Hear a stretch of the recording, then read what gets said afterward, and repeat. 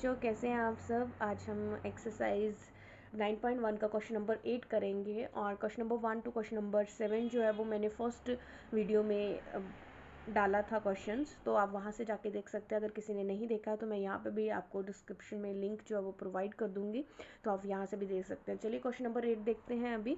तो question number 8 क्या है, आपके पास गिवन दे रखा है कोई एम मैट्रिक्स आपके पास जो 2x2 में है एंड फाइंड करना है transpose matrix M T.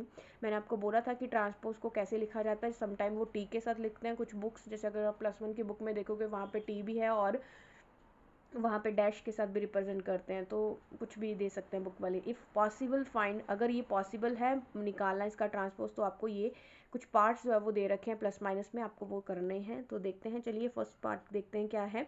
M plus M का ट्रांसपोज। तो पहले एम का ट्रांसपोज निकाल लेते हैं, क्योंकि एम मैट्रिक्स तो हमें गिवन ही है। तो इसका ट्रांसपोज कैसे निकालते थे कि जो रो मैट्रिक्स है वो कॉलम में चेंज हो जाता था। तो रो कौन सी है, ये है हमारी, तो ये कैसे आ जाएगी, रो कॉलम में बन जाएगी और ये वाली रो जो है वो दूसरे कॉलम में चेंज हो जाएगी। ठीक है, ये बन गया आपके पास एम का ट्रांसपोज मैट्रिक्स। अभी क्या करना है इसमें, आपको क्या बोला था फर्स्ट पार्ट एम की पार्ट। ठीक, तो ये कैसे निकल लेंगे आप। एम कितना है आपके पास, 5 - 3 - 2 और 4 प्लस ट्रांसपोज कितना आ गया, 5 - 3 - 2 और 4। अब इसका सम करेंगे तो ये कितना बन रहा है आपके पास, ये देखेंगे। अब सम के लिए तो आपको पता है 2x2 मैट्रिक्स सेम होना चाहिए, तो मैट्रिक्स सेम ही है। तो देख लेंगे 5 + 5 कितना बन गया, 10 और -3 प्लस -3 प्लस -2, तो ये बन जाएंगे -3 - 2 देन -5। आगे आ जाएंगे -2 प्लस -3, -2 प्लस -3, तो ये भी बन जाएगा -5, सेम एज इट इज़ आ जाएगा। ऐसे ही आप इधर देखेंगे तो 4 + 4 कितना बन जाएगा, 8। ये आपके पास क्या बन गया, फर्स्ट पार्ट हमारा कंप्लीट हो गया। अब सेकंड पार्ट जो है वो क्या था, एम ट्रांसपोज, और ये आपके पास एम, तो एम का ट्रांसपोज कितना है, 5 - 2 -3 और 4, और माइनस करना है हमें कौन सा मैट्रिक्स, एम मैट्रिक्स, -3 - 2 और 4। तो ये कितना बन जाएगा आपके पास, -3 - 3, ये 0 बन गया, सॉरी -5 और -5 0, -2 फिर देन -2 माइनस और देन -3, तो ये कितना बन गया आपके पास, -2 और प्लस के 3, तो ये बन जाएगा आपके पास 1। क्लियर हो गया। -3 फिर से माइनस और देन -2, ये बन जाएंगे -1। ध्यान रहे कैलकुलेशन करते टाइम थोड़ा सा अपने ध्यान से साइन का ध्यान रखना है। 4 - 4 कितना बन जाएगा, 0। ये आपके पास आंसर बन गया, दोनों के दोनों अलग अलग आंसर बन रहे हैं हमारे। चलिए क्वेश्चन नंबर 9 देखते हैं क्या है। Write the additive inverse of the matrix A B and C, where A matrix आपके पास गिवन है, बी मैट्रिक्स गिवन है और सी मैट्रिक्स आपके पास गिवन है। तो उससे पहले आपको पहले एडिटिव इनवर्स समझना पड़ेगा कि क्या होगा एडिटिव इनवर्स। तो यहीं पे कर लेते हैं। तो एडिटिव इनवर्स क्या रहेगा, देखिए ध्यान से।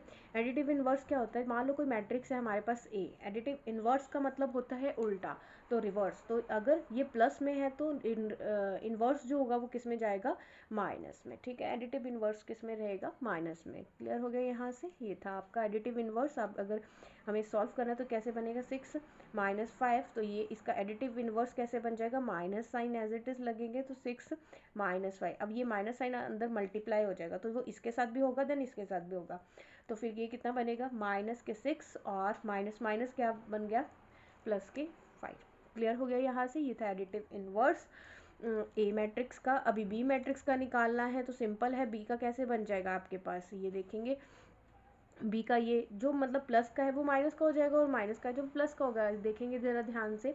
यहाँ पे भी तो ऐसे ही हुआ, जब मैंने माइनस किया तो जो 6 था वो प्लस का था पहले, लेकिन एडिटिव इनवर्स लेने के बाद ये किसका बन गया, माइनस का। और जो 5 माइनस का तो वो किसका बन गया, प्लस का। तो ऐसे एज इट इज़ मैं यहाँ से भी कर लेती हूँ, तो 2 प्लस में आएंगे। 0 की कोई नेगेटिव और पॉजिटिव नहीं होता है, तो ये एज इट इज़ रहेगा। 4 का नेगेटिव आ जाएगा और 1 का पॉजिटिव बन जाएगा। ये आपके पास था बी मैट्रिक्स का इन्वर्स। और अगर मुझे सी का निकालना है तो सी का कैसे बन जाएगा, सी का 7 और -4 बन जाएगा। समझ आ गया। चलिए आगे क्वेश्चन नंबर 10 पे चलते हैं।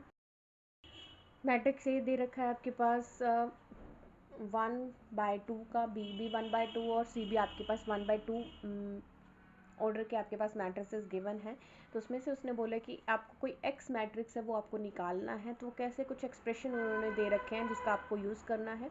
तो चलिए देखते हैं। पहले मैं आपको एक सॉल्व करके दिखाती हूँ। x प्लस बी, थोड़ा सा पहले मैं इसको सॉल्व कर लेती हूँ क्योंकि मुझे x मैट्रिक्स चाहिए, तो मुझे b जो है वो दूसरी तरफ लेके जाना पड़ेगा। तो ये कितना बन जाएगा, c माइनस ऑफ, और यहाँ b प्लस का था तो दूसरी तरफ जाके किसका बन जाएगा, प्लस का बन जाएगा, सॉरी माइनस का बन जाएगा।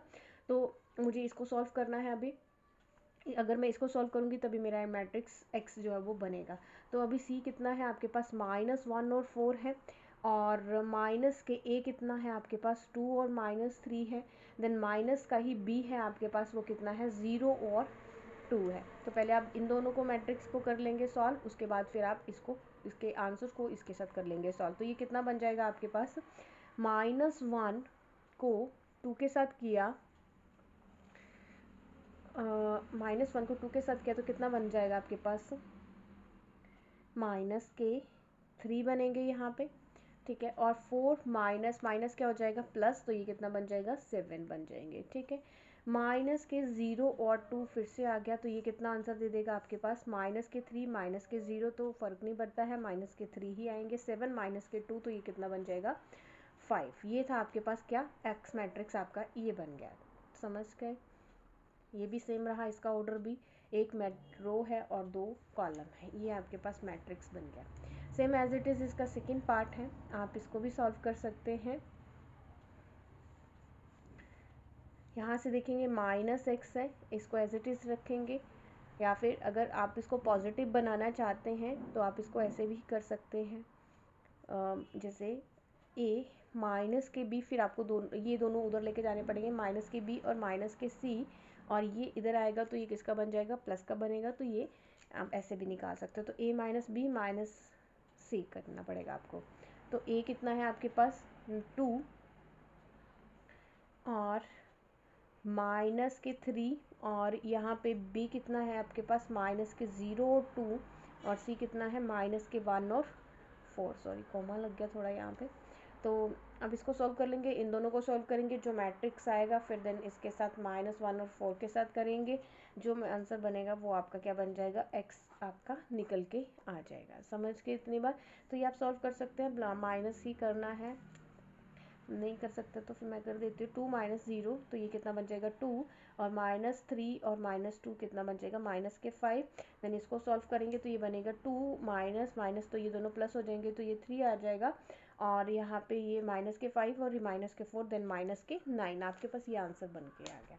क्लियर हो गया यहाँ से। ये था क्वेश्चन नंबर 10, और इससे पहले जो क्वेश्चन था वो क्वेश्चन नंबर 9। क्वेश्चन नंबर 9 में एडिटिव इन्वर्स मैंने आपको समझाया था। एडिटिव इन्वर्स में क्या करना होता था, मैंने आपको बता दिया था कि ए मैट्रिक्स है, आपको उसका जस्ट रिवर्स लेना है, मतलब कि अगर कोई प्लस में है तो उसको माइनस में लेना है। क्यों लेना है ऐसे, अगर क्यों, क्योंकि अगर मैं इन दोनों को प्लस करूँ तो ये जो है वो हमारे पास 0 बनना चाहिए।